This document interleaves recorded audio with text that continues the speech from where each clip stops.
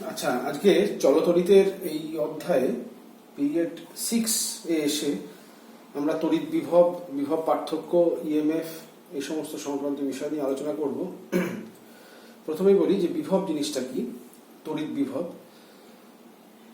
বিভব হচ্ছে কার্যের সঙ্গে সমতুল।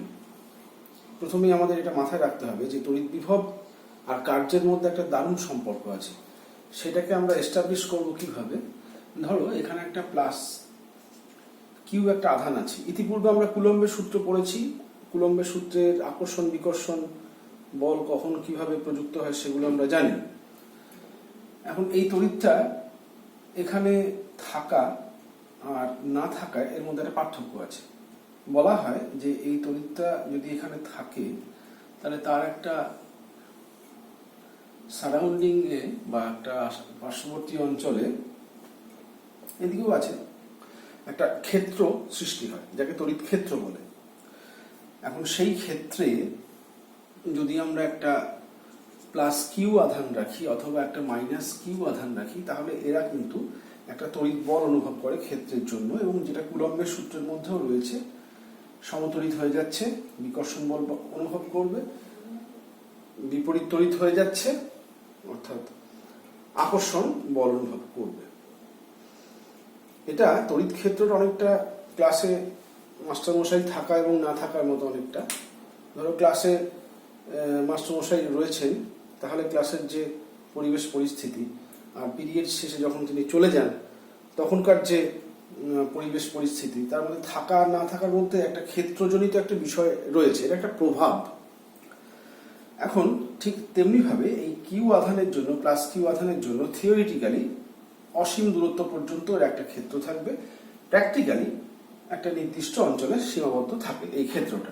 এখন এই ক্ষেত্রে যদি আমরা একটা আধানকে এখানে রাখি তাহলে যে বিকর্ষণ বল অনুভব করবে সেটা আমরা আরো বুঝতে পারবো কিরকম। যদি এই আধানটাকে আমরা এর সামনে আর একটু এগিয়ে নিয়ে আসতে চাই তাহলে কি করতে হবে। তাহলে তো এখানে যত তুমি এগিয়ে নিয়ে আসবে এর কাছাকাছি অঞ্চলে যে তড়িৎ ক্ষেত্রের যে বল সেটা তো বেড়ে যাবে। তাহলে বেড়ে গেলে কি হবে, তাহলে আমাকে আরো বেশি কাজ করতে হবে। এখান থেকে এখানে আপনিও আসতে পারবে না। তাহলে এই আধানটাকে এখান থেকে এখানে নিয়ে আসতে গেলে তাহলে আমাকে এর উপরে কাজ করতে হবে। তাহলে এই যে কাজটা আমি করব সে তার জন্য একটা শক্তি ব্যয়িত হবে, অর্থাৎ এই বলের বিরুদ্ধে কাজ করব। সেই কাজটা যাবে কোথায়? এই কাজটা আসলে এই আধানটাকে যখন আমি এখানে নিয়ে আসবো তখন এই আধানের মধ্যে তড়িৎ স্থিতিশক্তি হিসেবে সঞ্চিত হবে। এটাকে বলে ইলেকট্রিক্যাল পোটেনশিয়াল এনার্জি। এবং আসলে এটাই হচ্ছে বিভব। এই যে বাইরে থেকে কাজ করতে হলো একটা জায়গাতে নিয়ে আসার জন্য একটা আধানকে, এবং পূর্ববর্তী কোনো একটা আধানের জন্য উপস্থিত কোনো বলের বিরুদ্ধে সেই যে ব্যয়িত শক্তি সেটার মধ্যে যে সঞ্চিত হবে সেটাই হচ্ছে আসলে বিভব। এখন এই বিভবের সংজ্ঞা হিসেবে যেটা আমরা বলবো সেটা হলো যে বহু দূর থেকে, অসীম দূরত্ব থেকে একটা একক ধনাত্মক আধানকে এরকম একটা তড়িৎ ক্ষেত্রের কোনো একটা বিন্দুতে আনতে যে কাজ করতে হবে বিকর্ষণ বলের বিরুদ্ধে আনতে গেলে কাজ করতে হবে, সেটাই হচ্ছে এই বিন্দুতে বিভব। এখন এই বহু দূর থেকে বা অসীম দূরত্বে আমরা ধরে নেব যে এইখানে এই আধানটার যে বিভব সেটা কিন্তু শূন্য, কারণ এই অসীম দূরত্বে এর আর সেরকম কোনো প্রভাব নেই, এর কোনো অস্থিরতা নেই এখানে। এখানে তড়িৎ বিভব বা তড়িতের যে স্থিতিশক্তি যেটা বলছিলাম সেটা কিন্তু শূন্য এখানে। এটা একটা রেফারেন্স ফ্রেম। আমরা অভিকর্ষীয় বলের ক্ষেত্রে অভিকর্ষীয় যে গতি বা ক্ষেত্রের যখন আমরা পড়ি তখন জানি যে ভূপৃষ্ঠে ধরে নিই আমরা যে অভিকর্ষীয় স্থিতিশক্তি শূন্য, ভূপৃষ্ঠে H=0, mgH=0, কার্যক্ষমতার শক্তিও তোমরা পড়েছ। এখন সেই ভূপৃষ্ঠ থেকে যখন ওপরে তুলি অভিকর্ষীয় বলের বিরুদ্ধে তখন ওর মধ্যে শক্তি সঞ্চিত হয়। ওপর থেকে ফেললে বলের পক্ষে নিচে পড়লো, সেখানে শক্তি সঞ্চয়ের কোনো প্রশ্ন নেই, সেটা আমাদের আলোচ্য বিষয় নয়। আমাকে সামহাউ ওর মধ্যে একটা শক্তিকে সঞ্চয় করে রাখতে হবে। তার জন্য একটা একক ধনাত্মক আধানকে যদি আমি এখানে আনতে চাই তাহলে তাকে আনতে গেলে যে কাজ করতে হয় এই বলটার বিরুদ্ধে, যেটা কিনা এর মধ্যে শক্তি হিসেবে সঞ্চিত হয়, তড়িৎ স্থিতিশক্তি, সেটাই হচ্ছে আসলে এই বিন্দুতে বিভব। এটাই হচ্ছে বিভবের সংজ্ঞা। এখন যদি আমরা একটা কিউ পরিমাণ আধানকে এখানে আনতে চাই এবং যদি সেক্ষেত্রে কৃতকার্যের পরিমাণ ডব্লিউ হয় তাহলে কি হবে? তাহলে ধরো কিউ আধানের জন্য কৃতকার্য হচ্ছে ডব্লিউ, সংজ্ঞা অনুসারে একক আধানের জন্য কৃতকার্য হবে ডব্লু বাই কিউ, এবং এটাই হচ্ছে ভি অক্ষর দিয়ে লেখা হয়, এটাকে বলে বিভব বা এই বিন্দুর পোটেনশিয়াল। এই হচ্ছে বিভবের কার্য সংক্রান্ত ধারণা। আমরা একটু পরে বিভবের যে তড়িৎগ্রস্ততা বা তড়িৎগ্রস্ত অবস্থা হচ্ছে বিভবের পরিচয়, একই ধ্যান ধারণার একটু ভিন্ন হয়তো বক্তব্য হতে পারে, কিন্তু সেটা আমরা একটু পরে আলোচনা করছি। আপাতত আমরা বিভবের সংজ্ঞাটা করলাম, এবার এর একক বিষয়টা নিয়ে আলোচনা করি। এবং এইটা এই যে ভি সমান ডব্লু বাই কিউ বা ডব্লু সমান কিউ ইন্টু ভি, এটা কিন্তু তড়িৎ বিজ্ঞানের একটা ফান্ডামেন্টাল ইকুয়েশন। ডব্লু সমান কিউ ইন্টু ভি, যদি সিজিএস পদ্ধতির কথা ভাবি তাহলে কিউকে আমরা ইএসইউতে লিখবো, ইউসিউ আধান, এটা হচ্ছে ইএসইউ বিভব। সেক্ষেত্রে ডব্লিউকে আমরা লিখবো আর্গে, অর্থাৎ এক ইএসইউ বিভব মানে ভি সমান ডব্লু বাই কিউ। ডব্লু মানে আমি যদি এককের কথা ভাবি আর কি, এক আর্গ বাই এক ইএসইউ আধান।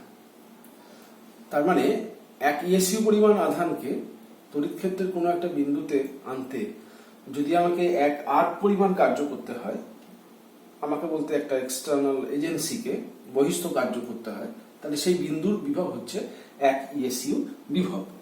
এটা সিজিএস পদ্ধতিতে। যদি আমরা এসআই পদ্ধতির কথা ভাবি তাহলে আমরা বলবো যে এসআই পদ্ধতিতে ভি এর একক হচ্ছে ভোল্ট, VOLT। এক ভোল্ট মানে হচ্ছে ওই যে সেই ডব্লু বাই কিউ, ডব্লু কে তাহলে আমরা লিখবো জুল, আর কিউ আধানটাকে লিখবো কুলম্বে, মানে এক জুল বাই এক কুলম্ব। তার মানে এক কুলম্ব পরিমাণ আধানকে অসীম দূরত্ব থেকে বা অসীম থেকে যদি তড়িৎ ক্ষেত্রের কোনো বিন্দুতে আনতে গেলে এক জুল পরিমাণ কাজ করতে হয়, তাহলে সেই বিন্দুর বিভব হবে এক ভোল্ট। এখন এই এক জুল মানে 10 টু দি পাওয়ার 7 আর্গ। এক কুলম্ব মানে আমরা আগের ক্লাসে পড়েছিলাম 3 into 10 to the power 9 ESU আধান। তাহলে এটা করলে হবে 1/300। আর আর্গ আর ইএসইউ আধান এটা হচ্ছে অ্যাকচুয়ালি ইএসইউ বিভব। তাহলে 1 ভোল্ট মানে হচ্ছে 1/300 ইএসইউ, বা এক ইএসইউ যদি ঘুরিয়ে লিখি আমরা, এক ইএসইউ, আর বিভব লিখতে হয় না, এটা ইএসইউ বিভবকেই বলা হচ্ছে এখানে, চার্জ বা অন্য কিছু না। এটা মানে হচ্ছে গুণ করলে হয় 300 ভোল্ট। এটা একটা রিলেশন, এক ইএসইউ বিভব মানে হচ্ছে 300 ভোল্ট। এটা মনে রাখতে হবে, এটা অত্যন্ত গুরুত্বপূর্ণ সম্পর্ক। বেশ,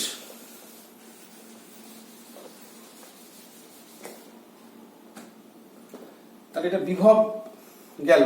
বিভব পার্থক্য, বিভব পার্থক্য বলতে দুটো বিন্দুর মধ্যে বিভব পার্থক্য। সেই এরকম করেই আমরা ভাবতে পারি, একটা কিউ আধান আছে, তার জন্য একটা তড়িৎ ক্ষেত্র আছে, এখানে একটা বিন্দু আছে এ, এখানে একটা বিন্দু আছে বি, একটা অসীম দূরত্ব থেকে একক আধানকে আমি এখানে নিয়ে আসছি, তার জন্য একটা কাজের পরিমাণ আছে, এই কাজটার পরিমাণ বেশি হবে, এখানে তড়িৎ বলটা বেশি হবে, তড়িৎ বলের বিরুদ্ধে বেশি কাজ করতে হবে।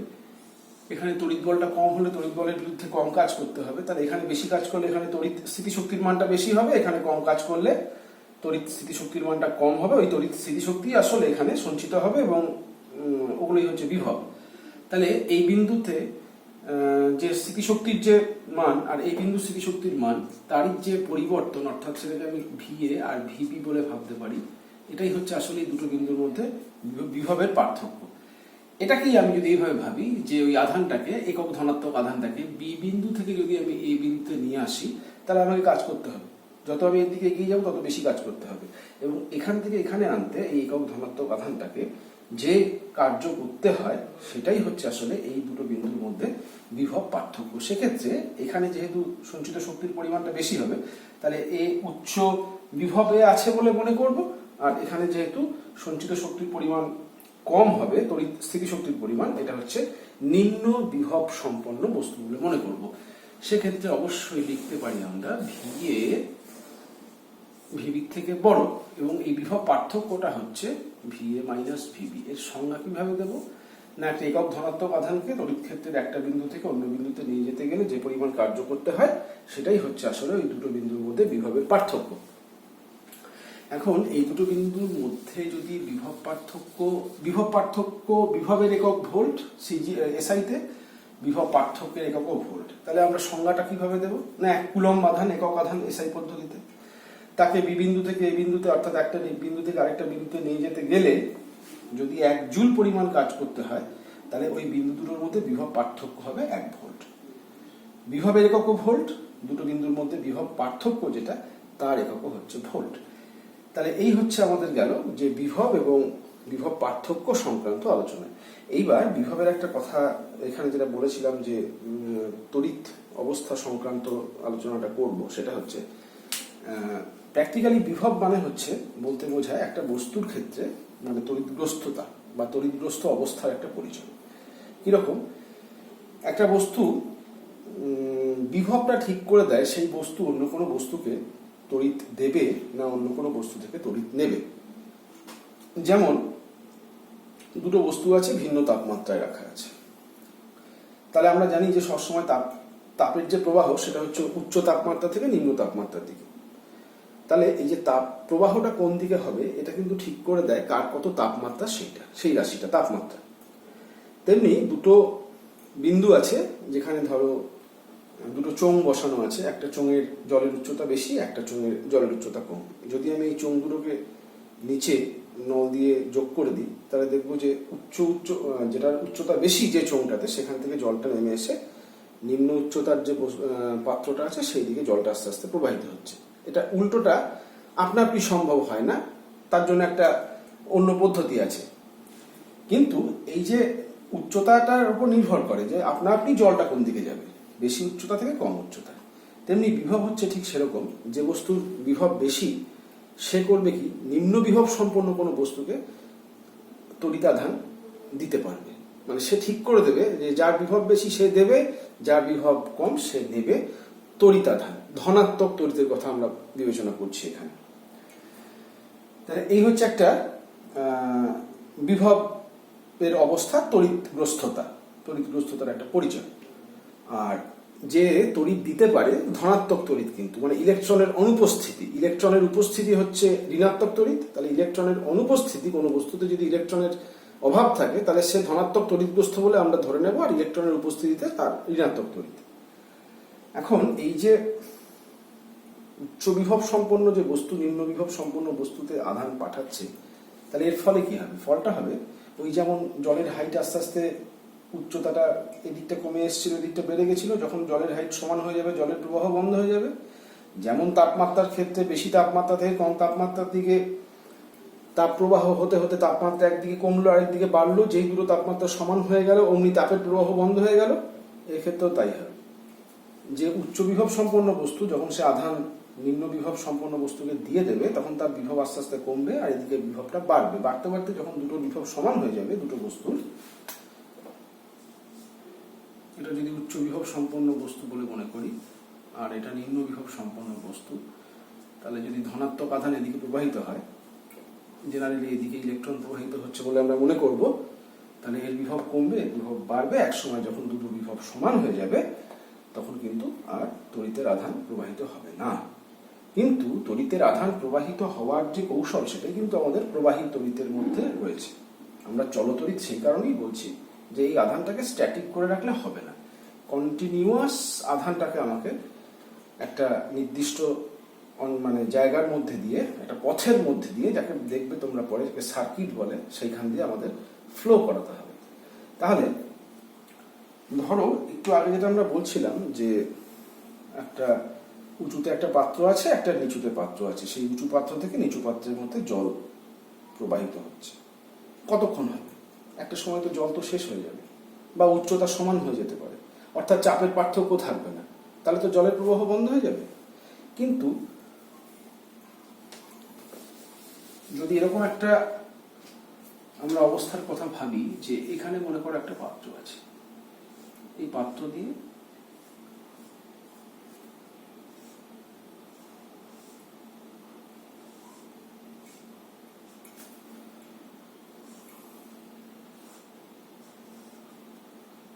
ক্রমাগত আমি এই যে নলটা আছে এই নলের মধ্যে দিয়ে আমি একটা জলের প্রবাহ চাইছি।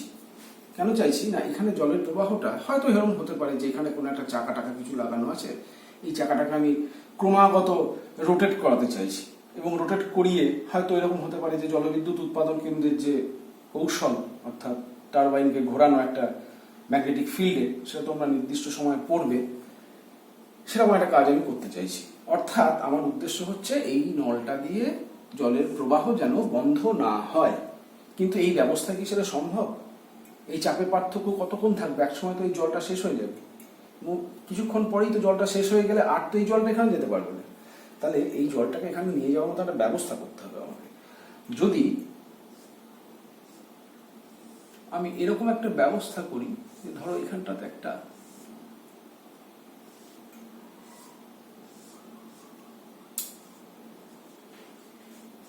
এখানে একটা পাম্প লাগানো আছে, এই পাম্পের কাজ হচ্ছে বাইরে থেকে আমি শক্তি প্রয়োগ করছি পাম্পে, জ্বালানি দিয়ে হোক, petrol, diesel, kerosene, electricity, anyway বাইরে থেকে আমাকে কাজ করতে হচ্ছে এবং এই পাম্পটা এই জলটাকে টেনে তুলে এখানে তুলে দিচ্ছে। এখান দিয়ে যেমন জলটা এখানে আসছে এ আবার তুলে এখানে দিয়ে দিচ্ছে। তাহলে এইটা যদি বারবার বারবার ঘটে তাহলে কি হবে না, এই যে নলটা আছে এই নলের মধ্যে আমার জলের প্রবাহ কখনো বন্ধ হবে না, কখনো বন্ধ হবে না আমার এই নলের মধ্যে জলের প্রবাহ, এবং যেটা আমাদের প্রয়োজন ছিল সেটাকে স্যাটিসফাই করবে। ঠিক এরকম যদি একটা উচ্চ বিভব এবং একটা নিম্ন বিভব সম্পন্ন বস্তুকে আমরা তার দিয়ে জুড়ে দিই, তাহলে আধান প্রবাহিত হয়ে একসময় বিভব সমান হয়ে যাবে এটার মতো। তাহলে এই আধানটাকে যদি আমাকে এই দুটোর মধ্যে বিভব পার্থক্যটাকে বজায় রাখতে হয়, তাহলে আমাকে এরকম একটা পাম্প ব্যবহার করতে হবে। এবং এই পাম্পটা কোত্থেকে পাবো, মানে কে এই পাম্পের কাজ করবে? সেই কাজটা করবে একটা তড়িৎ কোষ। তড়িৎ কোষ হচ্ছে এমন একটা ব্যবস্থা যেখানে রাসায়নিক শক্তি, রাসায়নিক পদার্থের রাসায়নিক শক্তি অভ্যন্তরস্থ, সেইটা তড়িৎ শক্তিতে রূপান্তরিত হবে এবং রূপান্তরিত হয়ে এই দুটো বস্তুর মধ্যে বা এই দুটো বিন্দুর মধ্যে বিভব পার্থক্যটাকে বজায় রাখবে। এবং বিভব পার্থক্য যদি বজায় থাকে তাহলে আমি কিন্তু এই রাস্তা দিয়ে একটা কন্টিনিউয়াস ফ্লো অফ আধান পাবো এবং সেটাই কিন্তু আমার চলতড়িৎকে এস্টাবলিশ করবে বা প্রবাহী তড়িৎ, তবেই সেটা স্যাটিসফাই করবে। তাহলে এখানে আমরা একটা ব্যবস্থা আমাকে করতে হবে। তাহলে এইটা হচ্ছে একটা পাম্প, ইলেকট্রিক্যাল পাম্প টাইপের, ইলেকট্রিক্যাল পাম্প নয়, মানে এটা তড়িৎ কোষ। এটাও একটা ওই চার্জকে পাম্প করে করে কি করবে না, এই ধনাত্মক বা উচ্চ বিভব সম্পন্ন বস্তু থেকে নিম্ন বিভব সম্পন্ন বস্তুতে যেমন চার্জটা যাবে, এ করবে কি এটাকে টেনে নিয়ে আবার এখানে নিয়ে চলে আসবে, ক্রমাগত এরকম করে ও নিয়ে আসবে। এবং নিয়ে এলে হবে কি এদের মধ্যে বিভব পার্থক্যটা বজায় থাকবে এবং এই কাজটা করবে একটা তড়িৎ কোষ। আমরা তড়িৎ কোষের পরিচয় পেয়েছি, আমরা টর্চের মধ্যে ব্যাটারি ব্যবহার করি, ছোট ছোট ব্যাটারি, 3-4টা ব্যাটারি যোগ করলে তাকেই ব্যাটারি বলে। না তো সিঙ্গেল যেগুলো থাকে সেগুলো হচ্ছে তড়িৎ কোষ। আমাদের এমনি সঞ্চয়ক কোষ বাড়িতে ব্যবহার করা হয়, গাড়িতে ব্যবহার করা হয়, যেগুলোকে নর্মালি ব্যাটারি বলা হয়, ওগুলো হচ্ছে আসলে সব একটা ইলেকট্রিক পাম্পের মতো। এবং ওই আর কি ওই এই যে আধানটাকে এই পথে আমাকে তাই তো মোশন দিতে হবে, মানে মুভ করাতে হবে, মানে গতি সৃষ্টি করতে হবে। এটা একটা বলের মতো, মানে বলের মতো মানে রাদার আমরা বলছি বলের মতো, কিন্তু বিষয়টা বল নয়, এইটাকে আসলে বলা হয় তড়িৎচালক বল। এই যে কোষটা যে শক্তি খরচ করে আধানগুলোকে এই পথে গতিশীল করবে সেটাই হচ্ছে তড়িৎচালক বল, মানে তড়িৎকে চালনাকারী বল, তড়িৎচালক বল, যাকে ইএমএফ বলে, ইলেকট্রোমোটিভ ফোর্স বলে। কিন্তু এটা কিন্তু এমনিতে বলের মতন ভূমিকা পালন করে, আসলে ধাক্কা দিয়ে তাকে গতিশীল করে।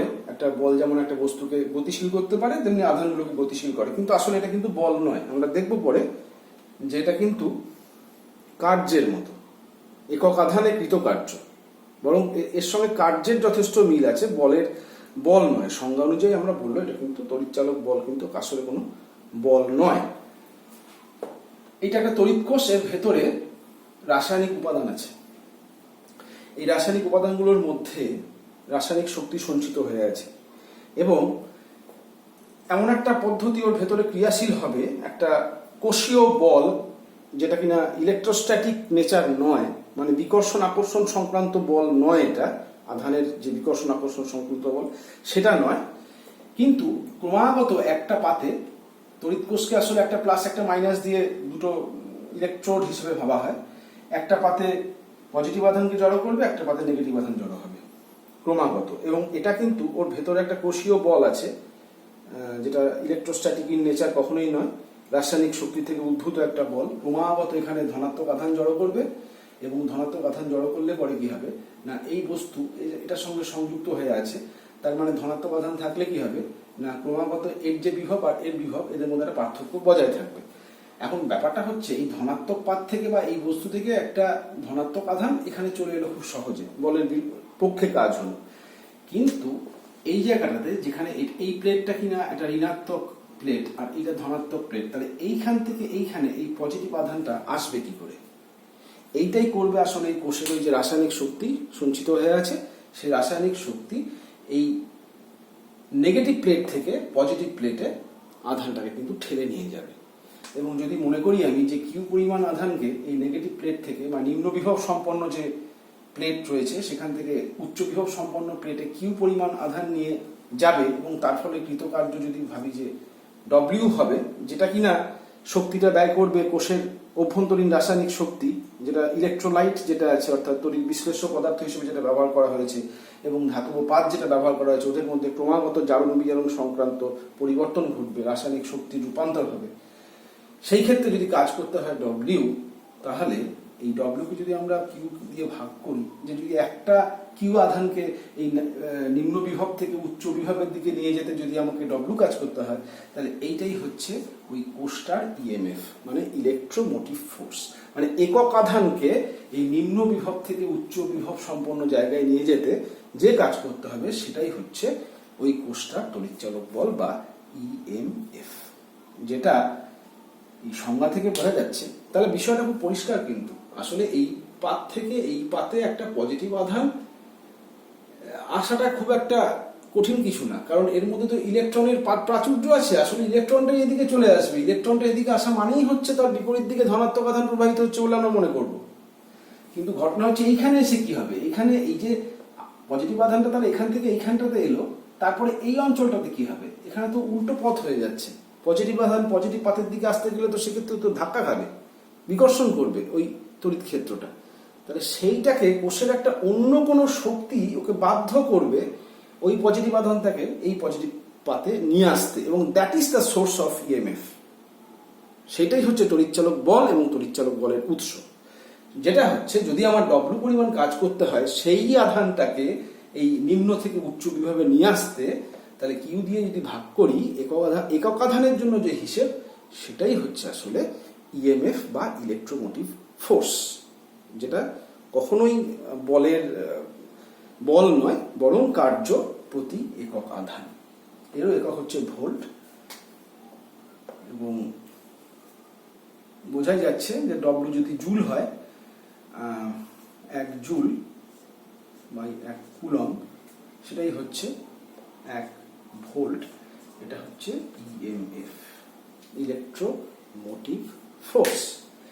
এই ইলেকট্রোমোটিভ ফোর্স তাহলে সংজ্ঞায় আমরা বলতে পারি যে একটা নিম্ন বিভব পাত থেকে বা নেগেটিভ বিভব সম্পন্ন একটা পাত থেকে 1 কুলম্ব আধানকে পজিটিভ বিভব সম্পন্ন পাতে নিয়ে যেতে যে কাজ করতে হয়, কে কাজটা করে? কোষ করে। কোষের যে অভ্যন্তরীণ রাসায়নিক শক্তি সেটাই আসলে এই কাজটা করে।